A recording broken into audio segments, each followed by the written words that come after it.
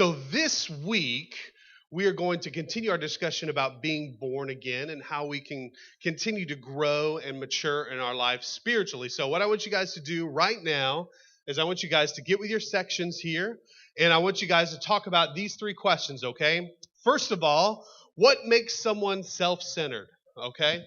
What qualifies someone? What do they do? How do they behave to be qualified as self-centered, all right? And then secondly, are babies self-centered? Why or why not? And then how would a baby Christian be considered self-centered? Okay? So I want you guys to get with your groups. I want you to talk about these for about 5 minutes, and we're going to come back to the big group, all right? What'd you guys say? What makes someone self-centered? Alana. Being selfish. Okay? What does it look like to be selfish? Having a lot of money makes you selfish? Sometimes? Okay. It's true. There's a lot of people that are selfish and rich, right? Being prideful makes someone self-centered, right? Like I'm all that in a bag of chips to go way back. Hey. So what I say, what I think is more important. So they're only worried about what I say, like, my voice matters, but yours, maybe doesn't, like they're only concerned about putting their opinion out there or putting their thought out there. Yeah. So always bringing the conversation back to them, right?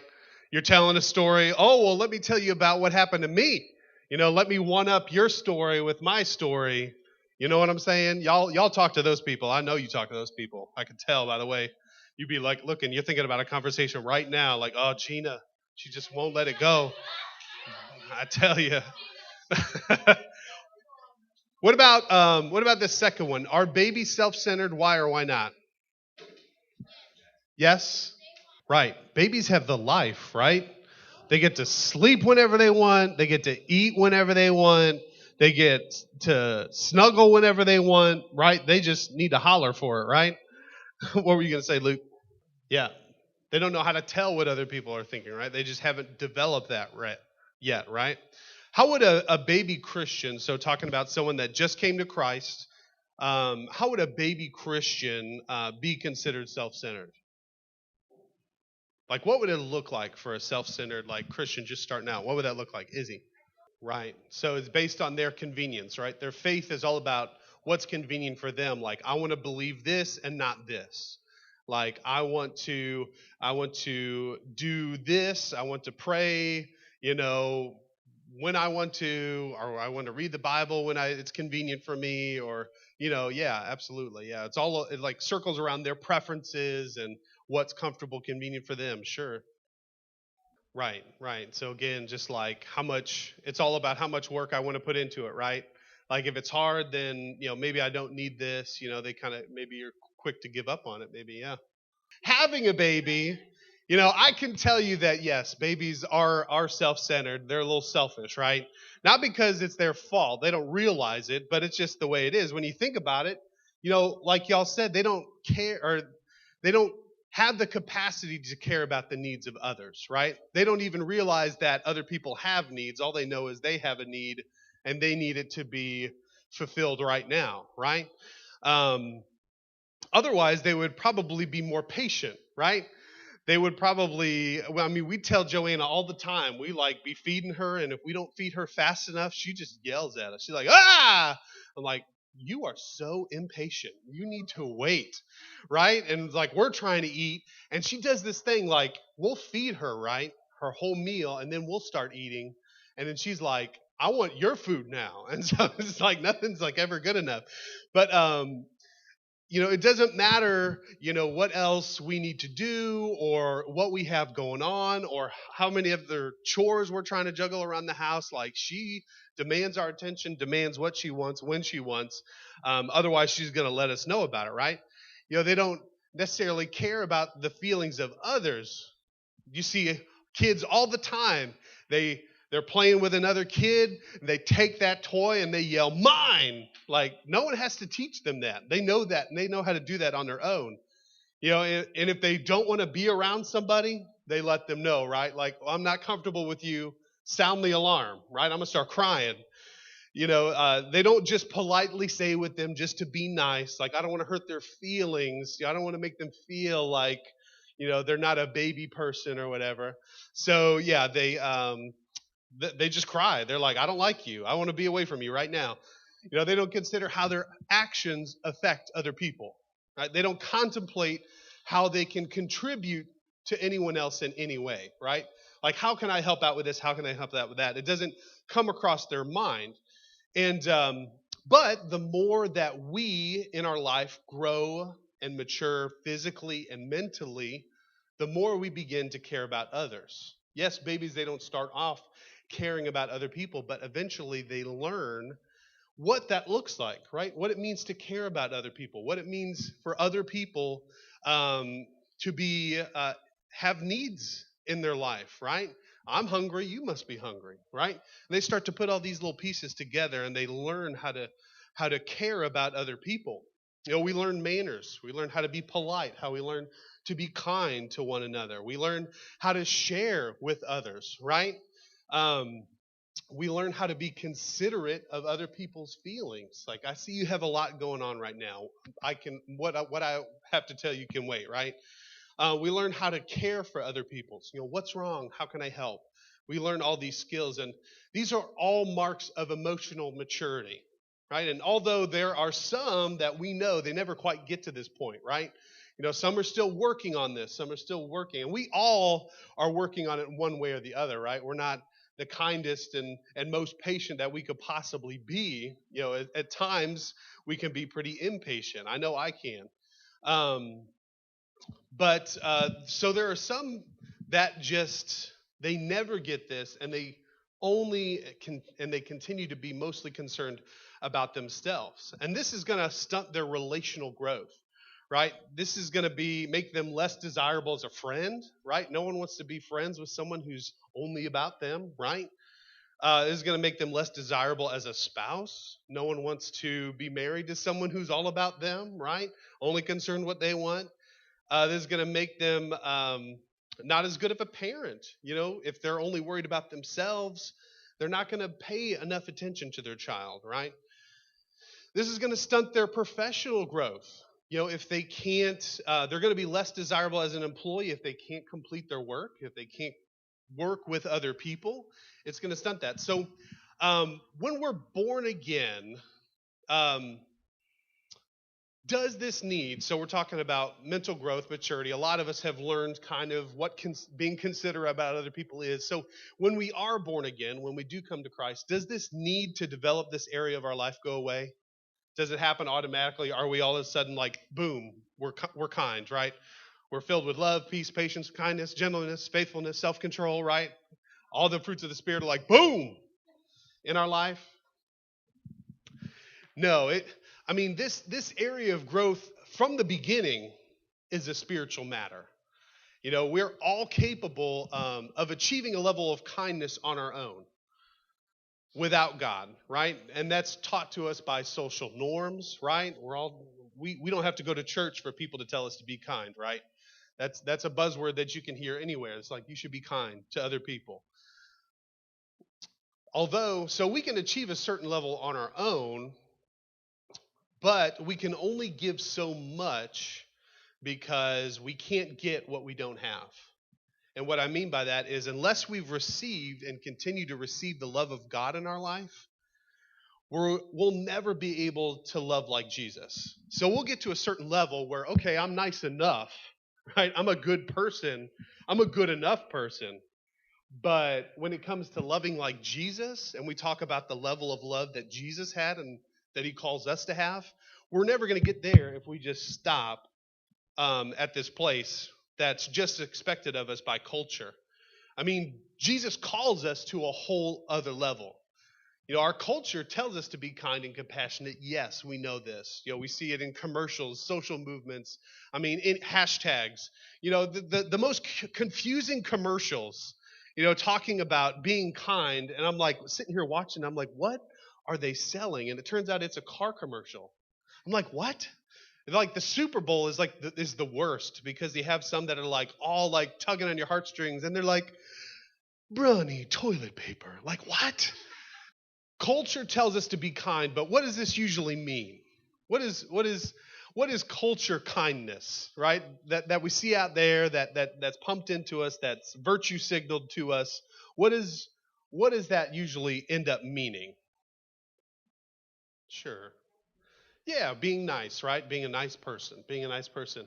And usually what it means, they mean well, but usually what that means is I'm going to be nice to the people that are nice to me, right?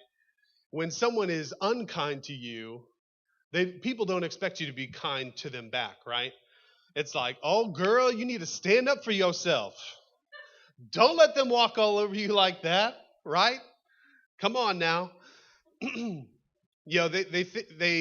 They say yes, we should be kind, but when someone comes along that doesn't agree with you, someone that's unkind to you, um, someone that doesn't think like you, then all of a sudden, well, we can treat them as less than, right? I mean, you can see this in how people are dehumanized in our culture today. Just because they don't agree with you or think the way they do, or they value the same things, we see how culture has dehumanized people with an opposing viewpoint. Like that story in Seattle of that man who was literally, someone came up and shot him in the head just because he was wearing a MAGA hat. Like someone didn't agree with that, and instead of them thinking like he was a human, like this is a person that has a family, this is less than a human, he's, racist or whatever else they labeled him as, and he just needs to be killed. Like kindness and all of this that people are saying, but yet we still see this trend of people treating other people less than human, because now it's so divided because of how they think or what they believe in, and all of these things. And as Christians, as followers of Christ, we're not only called to show compassion to the people that we like or agree with or that love us back. Anyone can do that. In Luke chapter 6, Jesus said, if you love only those who love you, why should you get credit for that? Even sinners love those who love them. And if you do good only to those who do good to you, why should you get the credit? Even sinners do that much. And if you lend money to only those who can repay you, why should you get the credit? Even sinners lend to other sinners for a full return. So talking about people that are lost, like even people that are lost, people that don't know Jesus, they love the people that like them. They're nice to the people that are nice to them. Anyone can do that. That doesn't require any extra effort. Our basic emotional maturity tells us that we should be kind and considerate and love others. And this is a first important step, right? Yes, these things are all true. But at some point we need to reach this, right? And just like babies need to learn this, they need to learn, oh yeah, there's other people in this world that have needs besides me. And they pick up on that, right? But as Christians, as followers of Jesus, a mark of spiritual maturity, growing from a baby Christian to a mature believer, a mark of that maturity is that we love everyone. Love everyone, even those that hate us. Listen to this. Jesus says in Luke chapter 6 as well, but to you who are willing to listen, because some people are going to ignore this, I say, love your enemies. Do good to those who hate you. Bless those who curse you, those that speak bad things over you. And they turn around. He's saying, turn around and speak good things over them. It says, pray for those who hurt you. If someone slaps you on one cheek, offer the other cheek also. If someone demands your coat, offer your shirt also. Give to anyone who asks. And when things are taken away from you, listen to this, don't try to get them back. Do to others as you would like them to do to you. He goes on in verse 35, love your enemies, do good to them, lend to them without expecting to be repaid. Then your reward from heaven will be very great, and you will truly be acting like children of the Most High. For he is kind to those who are unthankful and wicked. You must be compassionate, just as your Father is compassionate. So, real quick, I want you guys to talk about these questions in your sections again, okay? So, first of all, why does Jesus teach us to love our enemies? Why does he say that, well, okay, he's calling us to this new level of love, this whole other level? Why does he teaching us how to do that, or why to do that? Does loving people, secondly, does only loving the people who love you back, is that self-centered? Is that selfish? Why or why not? And then thirdly, why should you pray for someone that has hurt you? Okay? So talking about this passage that Jesus taught us, let's talk about these things for 5 minutes and we're going to come back, okay? What do y'all think? Why does Jesus teach us to love our enemies?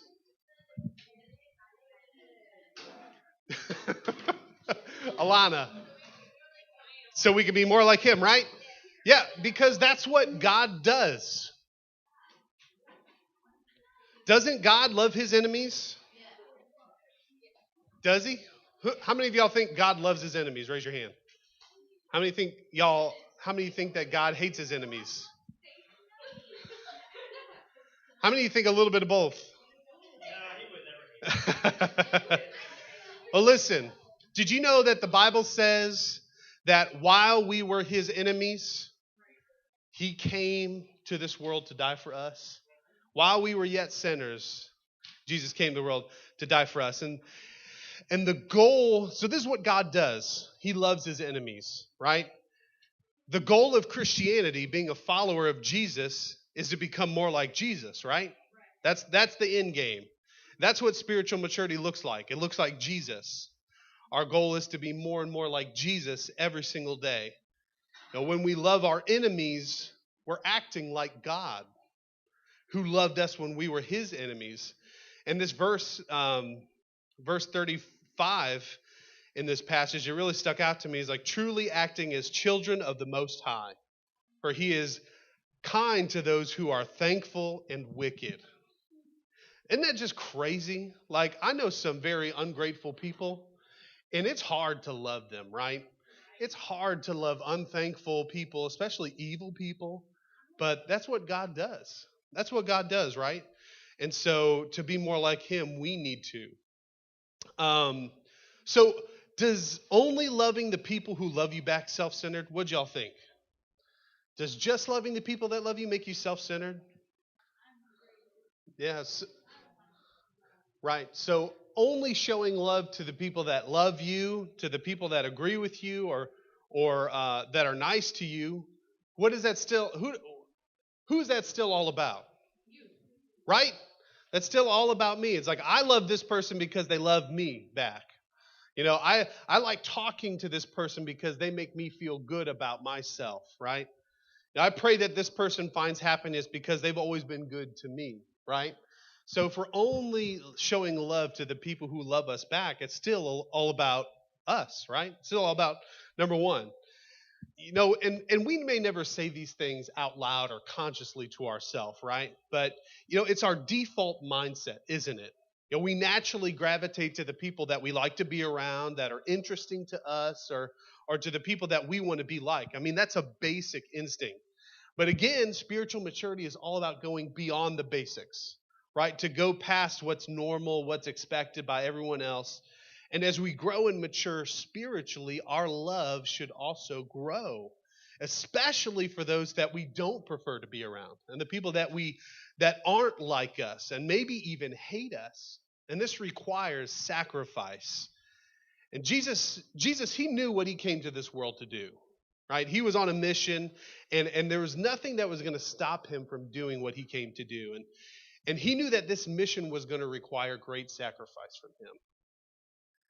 And he was willing to make it. And look what happened when he told his disciples about it. In Mark chapter 8, Jesus began to tell them that the Son of Man must suffer many terrible things and be rejected by the elders, the leading priests, and the teachers of religious law. He would be killed, but 3 days later he would rise from the dead. And look at this. As he was talking about this openly with the disciples, Peter took him aside and began to reprimand him, yelling at him, correcting him for saying such things. Isn't that crazy? Peter he just didn't understand. He didn't quite understand what Jesus was all about. He said, Jesus, this sacrifice is unnecessary. It's not going to help accomplish anything that you want to do. You know, Peter was expecting Jesus to be this conquering king, right? To just blow onto the scene and to establish justice and take charge through his power, right? But so Jesus' sacrifice, him dying on the cross, it didn't fit in with his perception of how God's will should be done. And in verse 33, it says, Jesus turned around and looked at his disciples, and he reprimanded Peter. He says, "Get away from me, Satan." He called Peter the devil. He's like, get back, Satan. You are seeing things merely from a human point of view, not from God's. Peter didn't realize that the only way for God's will to be done was through sacrifice.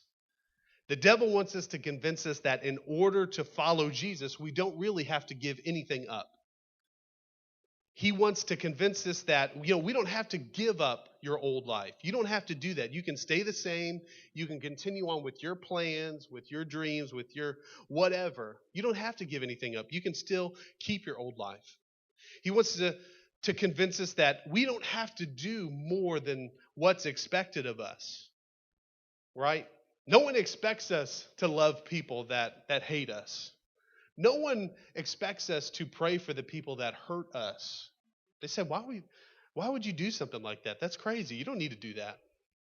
When God clearly asks us to do more than what people expect, to love more, to be holy, to be set apart, to forgive others. The devil wants us to convince us that we don't have to give anything up or sacrifice anything. God wouldn't want me to struggle, right? God, he wouldn't want me to be unhappy. These are the kind of things that Satan wants us to believe. But here's what Jesus said in verse 34. Then calling the crowd to join his disciples, he said, "If any of you wants to be my follower, you must give up your own way, take up your cross, and follow me. If you try to hang on to your life, you will lose it. But if you give up your life for my sake, and for the sake of the good news, you will save it.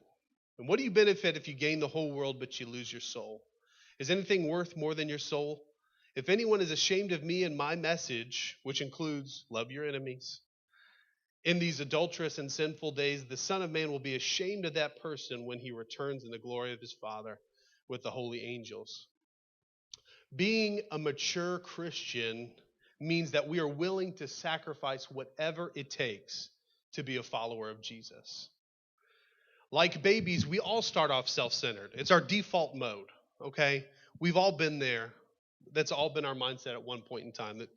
That's nothing to be ashamed about, okay? Our life starts off being all about us and what we need and what we want. But just as babies grow and mature to learn about how to care for others, as believers, we need to grow and mature in our ability to sacrifice ourselves for others, even when it hurts. Spiritual maturity means we go from being self-centered to self-sacrificing. One of the biggest spiritual maturity milestones that we can reach is the realization that our life is not about us. That's one of the biggest milestones we can reach. Before we're born again, our life is all about finding Jesus. And when we do find Jesus, when we are born again, our whole life becomes about serving Jesus. And serving Jesus will require sacrifice. If you haven't sacrificed anything in your walk with Christ, chances are you're not serving him, but rather probably just serving yourself in what you would rather do, and what's comfortable for you, and what's convenient for you. I mean, if you really think about it, anything that we don't do for Christ, we realize that we do it for ourselves. If it's not for the recognition of doing it, it's because we're passionate about it, or we care about it, or it makes us feel good to do it. So we need to search our hearts, and we need to understand that what we do and why we do it. What are our motives for doing what we do? And we need to seek to sacrifice what we want and what we like in order to live in a way that glorifies God. A new life that's not centered around us, but it's centered around Jesus. Serving and loving the people that he's called us to love.